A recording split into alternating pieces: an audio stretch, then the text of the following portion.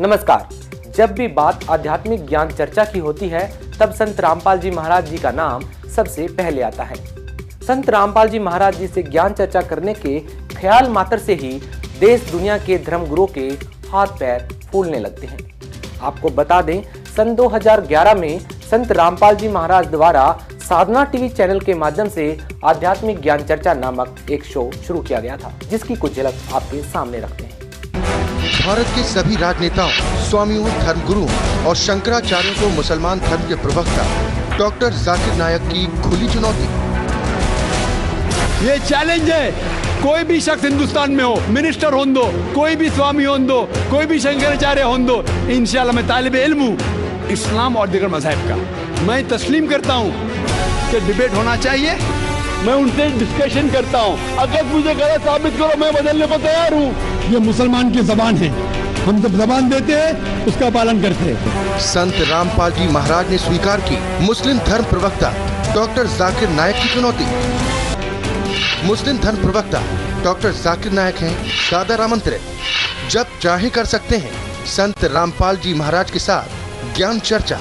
Doctor Zakir नायक के इस challenge को स्वीकार करता हूँ, लेकिन अपने उस वायदे को याद रखना जिसमें कहा है कि जो मुझे झूठा सिद्ध कर देगा, गलत सिद्ध कर देगा, मैं अपने आप को बदल लूँगा। चैलेंज आपको 10 पॉइंटों पर झूठा कर दूंगा सिद्ध, और कभी भी आकर के वो आध्यात्मिक ज्ञान चर्चा कर सकते हैं। इन ज्ञान चर्चाओं के जरिए संत रामपाल जी ने प्रमाणित करके दिखाया कि वाकई हमें अपने धर्म ग्रंथों को एक बार फिर से खंगालने की जरूरत है।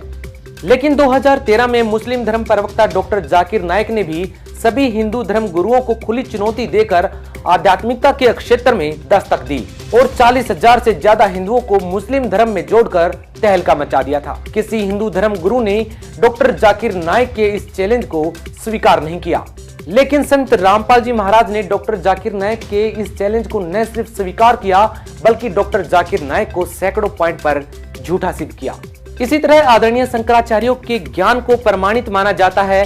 ऐसे में साधना टीवी चैनल के माध्यम से शंकराचार्यों से उनके मठों में जाकर कुछ सवाल पूछे गए। साथ ही भारतवर्ष के अन्य सुप्रसिद्ध धर्मगुरुओं से भी कुछ सवाल किए गए थे। ये सभी इन प्रश्नों का शास्त्र प्रमाणित जवाब देने में असफल रहे। दरअसल उन सभी सवालों के जवाब संत रामपाल जी महाराज ने प्रमाणों के साथ दिए। उसी से संबंधित देखिए हमारी ये खास रिपोर्ट। डॉक्टर जाकिर नायक जी केवल झूठ बोल रहे हैं, गलत एग्जाम्पल कोड कर करके दुनिया को, भोली जनता को एक बार लतीफेदार बातें सुना करके अपने पीछे लगा रहे। अध्यात्म मार्ग इनके पास शून्य है। पुण्यात्माओं, डॉक्टर जाकिर नायक जी का ये उदाहरण भी कति व्यर्थ है, यूजलेस है, निराधार है। इसने कसम खा रखी है कि जो कहूँगा झूठ कहूँगा और झूठ के अतिरिक्त कुछ नहीं कहूँगा। पहले तो पुण्यात्माओं, ये 4 किताबों को आसमानी बुक मानते, होली बुक, पवित्र किताब। नंबर 1 तौरेत, नंबर 2 जबूर और नंबर 3 इंजिल और चौथी नंबर 4 कुरान शरीफ। इसके अतिरिक्त जो हदीफ है वो हजरत मोहम्मद जी के अपने वचन हैं, वो आसमानी किताब नहीं है, क्योंकि हजरत मोहम्मद जी को परमात्मा लेकर गए थे। हजरत मोहम्मद जी ने कहीं आंशिक वो जिक्र कर दिया होगा, लेकिन मुसलमान धर्म का ये मानना है God is formless, body less. फिर क्या उत्तर देते हैं? कोई इनसे प्रश्न कर रहा है, पीस टीवी पर प्रश्न किया कि खाना जो है यानी काबा, वो अल्लाह का घर बताया जाता है। तो डॉक्टर जाकिर नायक जी उत्तर दे रहे हैं कि वैसे तो कहने को वो अल्लाह का घर है, लेकिन अल्लाह वहाँ विराजमान थोड़ा ही है, वो तो फिजिकली बैठा ऊपर, फिजिकली। अंग्रेजी हिंदी शब्दकोश एडिटर हैं डॉक्टर सुरेश कुमार, डॉक्टर रमेश शाही, ऑक्सफोर्ड यूनिवर्सिटी प्रेस। ये देखिएगा 881 पृष्ठ पे फिजिकल, यहाँ देखिएगा शारीरिक, फिजिकल शारीरिक, और फिजिकली शारीरिक रूप से, फिजिकली शारीरिक रूप से। वाह जी वाह। डॉक्टर जाकिर नायक जी केवल झूठ बोल रहे हैं, गलत एग्जाम्पल कोड कर करके दुनिया को, भोली जनता को एक बार लतीफेदार बातें सुना करके अपने पीछे लगा रहे। अध्यात्म मार्ग इनके पास शून्य है। पुण्यात्माओं, डॉक्टर जाकिर नायक ने कसम खा रखी है कि जो कहूँगा झूठ कहूँगा और झूठ के अतिरिक्त कुछ नहीं कहूँगा। तो इसको कहते हैं उवा बाई, सटदल उवा बाई बकदा।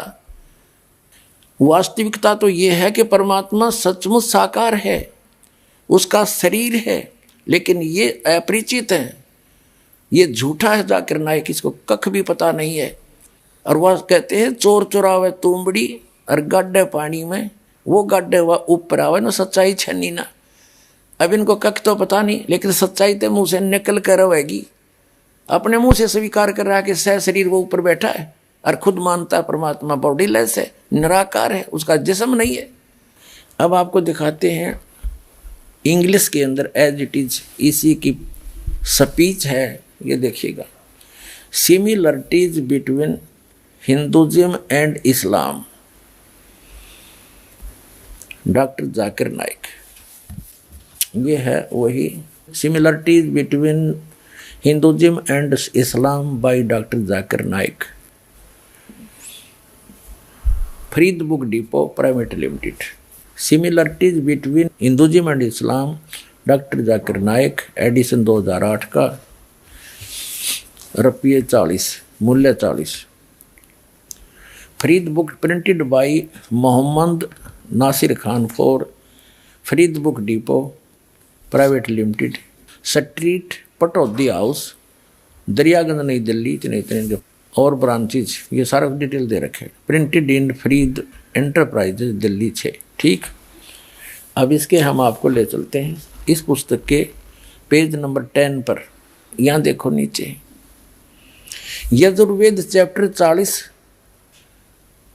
और मंत्र नंबर 8 में क्या कहा है कि it is mentioned in Yajurveda chapter 40 वर्ष 8, he is bodiless and pure. यानी परमात्मा बॉडीलेस है, उसका शरीर नहीं है, उसकी काया नहीं है, वो ठीक है और शुद्ध है। अब देखिएगा, ये है खुद बात डॉक्टर जाकिर नायक, यानी डॉक्टर जाकिर नायक के अपने वचन। ये एक पुस्तक है, हिंदी अनुवाद मौलाना मोहम्मद इमरान कासिम विज्ञानवी, फरीद बुक डिपो दिल्ली, इतने। सर्वाधिकार प्रकाशक के लिए सुरक्षित है। नाम किताब खुद बात डॉक्टर जाकिर नायक, उर्दू अनुवाद सैयद रोहन शाह, तरतीब एवं संकलन अमर शहीद, हिंदी अनुवाद मौलाना मोहम्मद इमरान कासिम, संयोजक अल हाज मोहम्मद नासिर खान, 2100 तादाद यानी संख्या, प्रकाशन 2011 का, कंपोजिंग इमरान कंप्यूटर मुजफ्फरनगर, प्रकाशक Farid book depot private limited, 2158 MP street Pataudi house Daryaganj Nai Delhi, इतने इतने। अब यहाँ देखिएगा 186 पे कहा है, उसको देखा नहीं जा सकता, कोई भी उसे आंखों से नहीं देख सकता। ठीक है, यहाँ देखिएगा खुद बात डॉक्टर जाकिर नायक 187 पृष्ठ पे, दुनिया के धर्मों में खुदा का तस्वर। यहाँ देखा, वह बगैर जिस्म के है और सच्चा है। यह यजुर्वेद 40 का मंत्र 8 में बयान किया गया। वह रोशन है बगैर जिस्म के। तो खाक है इसके पास, इसकी 10 झूठ आपके सामने पेश करूंगा। तो इससे प्रार्थना करता हूं कि अपना वायदा याद रखना, जिसमें कहता है कोई मुझे गलत सिद्ध कर दे, मैं अपना धर्म बदल लूंगा, और उसका चैलेंज करता हूं। अब याद रखना इस बात को।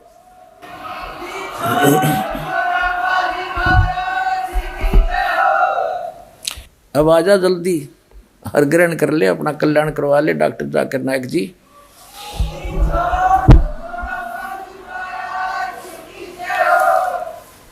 अब देखिएगा, हमने 11 अक्टूबर सन 2009 को इन सभी आदरणीय शंकराचार्यों से प्रार्थना की थी कि आप जी आध्यात्मिक ज्ञान चर्चा के लिए पधारें, लेकिन ये अपने आप को शायद महान समझते हैं और अपनी बेइज्जती समझी होगी रामपाल से गोष्ठीकरण में, लेकिन उस तरह नहीं तो इस तरह कर दिया हमने तो इनकी हिंदी। अब संसार आप समझ जाएगी जनता ये किसे एक शंकराचार्य है। ये देखिएगा, हमने इनके पास ये पत्र भेजे थे सभी शंकराचार्यों के चारों के पास। हमारा उद्देश्य प्रार्थना पत्र है, हमारा उद्देश्य विश्व मैत्री, समाज सुधार, आत्म उद्धार, भ्रमित जिज्ञासुओं को शास्त्र अनुसार निर्णायक सद्भक्ति पद्धति प्रदान करना, आध्यात्मिक ज्ञान चर्चा। सभी हिंदू धर्म के माननीय शीर्ष शंकराचार्यों व अन्य सभी आदरणीय आचार्यों से हार्दिक प्रार्थना है कि वे सतलोक आश्रम बरवाला, जिला हिसार, हरियाणा, भारत में एकत्र होकर आध्यात्मिक ज्ञान चर्चा करें ताकि भ्रमित भक्त समाज को सही दिशा मिल सके। उसके लिए हमने यहाँ से इनके पास प्रार्थना भेजी थी और इन्होंने सिग्नेचर दिए हैं KS नारायण, एडमिनिस्ट्रेटर श्री श्रृंगेरी मठ एंड प्रॉपर्टीज श्रृंगेरी, इतने। ये 16/8/2009 को ऐसे ये हमने सबके पास भेजा था। इन्होंने हमारे को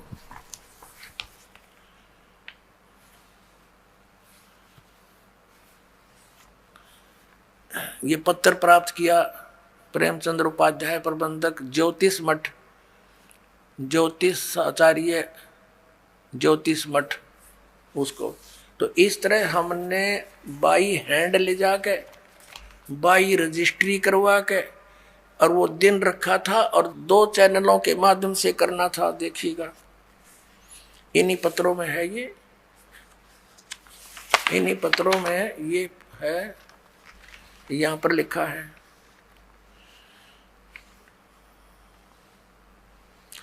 इस सर्व कार्यक्रम आध्यात्मिक ज्ञान चर्चा का सीधा प्रसारण सुप्रसिद्ध टीवी चैनलों जी जागरण, एक नंबर जी जागरण, दूसरा साधना पर 11 अक्टूबर 2009 को शाम 6 बजे से 10 बजे तक किया जाएगा।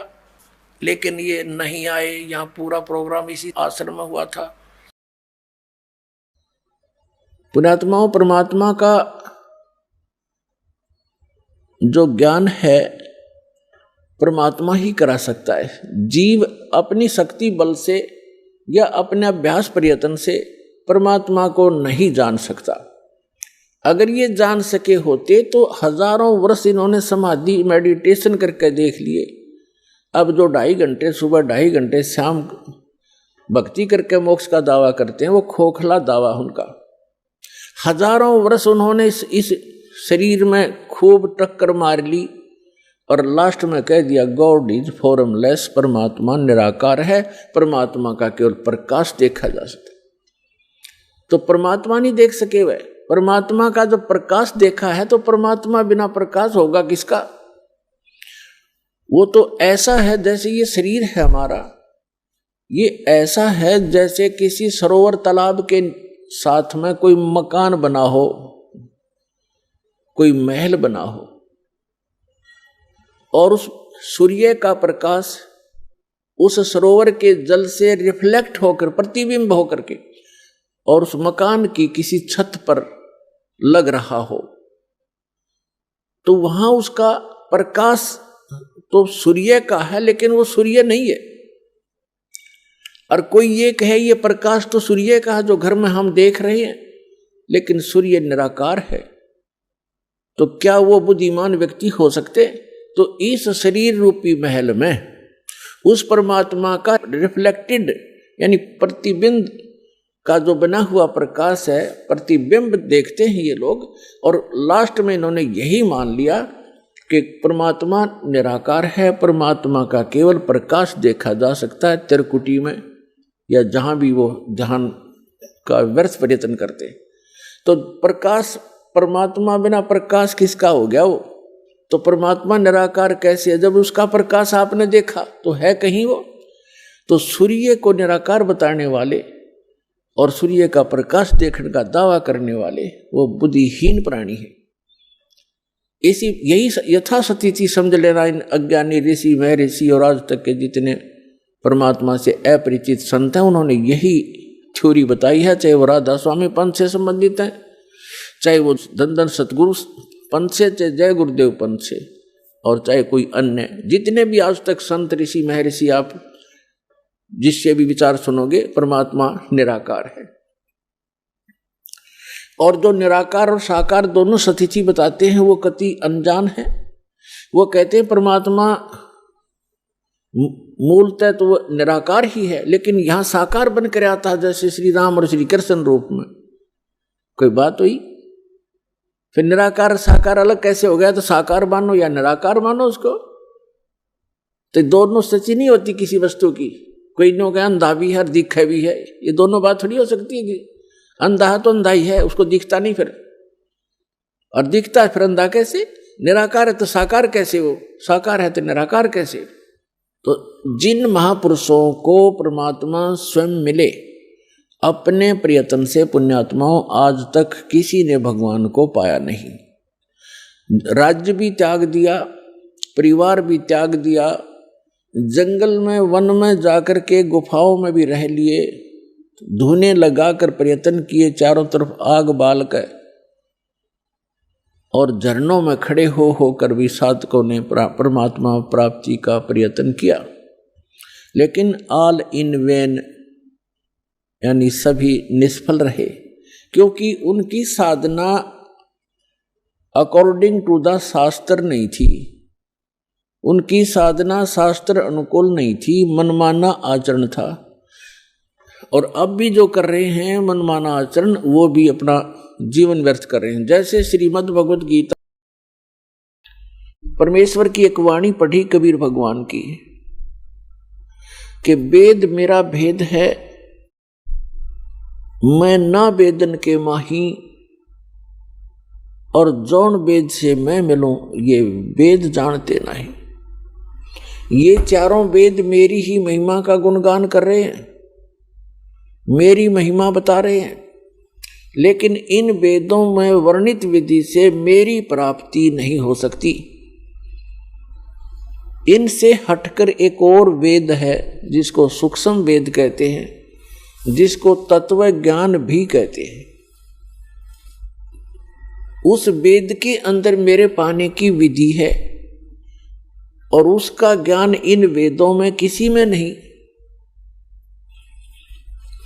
तो यहां परमात्मा ने कहा है कि वेद मेरा भेद है, और मैं ना मिलूं वेदन के माही, और जौन वेद से मैं मिलूं वो वेद जानते रहे। इसका प्रमाण कहाँ है? श्रीमद् भगवत गीता अध्याय नंबर 4 के श्लोक नंबर 32 में गीता ज्ञानदाता कहता है कि अर्जुन, जो अभी आपने सुना श्लोक 25 से लेकर 31 तक कि कोई तो देवताओं की पूजा करता है, कोई हठ योग करता है, कोई तीक्ष्ण व्रत रखता है, अहिंसावादी बनकर घूमता है, कोई स्वाध्याय करते रहते हैं, कोई केवल योग अभ्यास करते हैं, कोई प्राणों की श्वासों की गति को आते जाते देखते रहते हैं। ये सभी साधक अपनी साधना को पापनाशक जानते हैं, इसको अच्छा मानते हैं, तभी तो वो कर रहे हैं। जब उनको ज्ञान होगा कि साधना ठीक नहीं है तो तुरंत त्याग देंगे। और चौथे अध्याय के 32वें श्लोक में बताया है कि उस परमेश्वर ने, सच्चिदानंद घन ब्रह्म ने, अपने मुख कमल से तत्व ज्ञान बोलकर सुनाया है। वो सच्चिदानंद घन ब्रह्म की वाणी है, वो तत्व ज्ञान है। उसके अंदर ये यज्ञों की जानकारी, यज्ञ माने धार्मिक अनुष्ठानों की जानकारी विस्तार के साथ कही गई है, वो तत्व ज्ञान है। उसको जानने से फिर सभी पापों से मुक्त हो जाता है प्राणी। चौथे अध्याय के 34वें श्लोक में कहा कि उस तत्व ज्ञान को तू तत्वदर्शी संतों के पास जाकर समझ। उनको दंडवत प्रणाम करने से, कपट छोड़कर नम्रतापूर्वक सरलतापूर्वक प्रसन्न करने से वे तत्वदर्शी संत तुझे उस तत्व ज्ञान का उपदेश करेंगे। अब श्रीमद् भगवत गीता जो है वेदों का सारांश है, चारों वेदों का, और बहुत ही निर्णायक ज्ञान है श्रीमद् भगवत गीता के अंदर। अब यजुर्वेद अध्याय नंबर 40 के मंत्र 10 से लेकर 13 में एक विशेष ज्ञान दिया है। वेद ज्ञान दाता कौन है? यही जो गीता ज्ञान दाता है। इसने वेद में कहा है कि कोई तो परमात्मा को संभवात माने जन्म लेने वाला अवतार रूप में मानता है, जैसे श्री राम, श्री कृष्ण या अन्य 9-24 जो अवतार माने जाते हैं, ऐसे मानता है। कोई कहता वो जन्म लेता ही नहीं, असंभवात है। इसकी जानकारी तत्वदर्शी संत देते हैं, उनसे सुनो। इससे सिद्ध हो गया कि वेद में वो ज्ञान नहीं है। यदि वो कंप्लीट ज्ञान होता तो ये श्लोक, ये शब्द वेद में नहीं होते। और इसी का सारांश श्रीमद् भगवत गीता है, और श्रीमद् भगवत गीता अध्याय नंबर 4 के श्लोक नंबर 34 में भी यही कंसेप्ट क्लियर किया है, यही स्पष्ट कर दिया है कि वो तत्वदर्शी संत उस तत्व ज्ञान से परिचित हैं, उनसे पूछो तो गीता के जी के अंदर भी वो ज्ञान नहीं है। वो सच्चिदानंद घन ब्रह्म ने जो अपने मुख कमल से बोला वो तत्व ज्ञान है, वो सूक्ष्म वेद है, और उसकी जानकारी इस दास के अतिरिक्त इस विश्व में किसी के पास नहीं है, क्योंकि उस परमात्मा ने स्पेशल इसी काम के लिए भेजा है।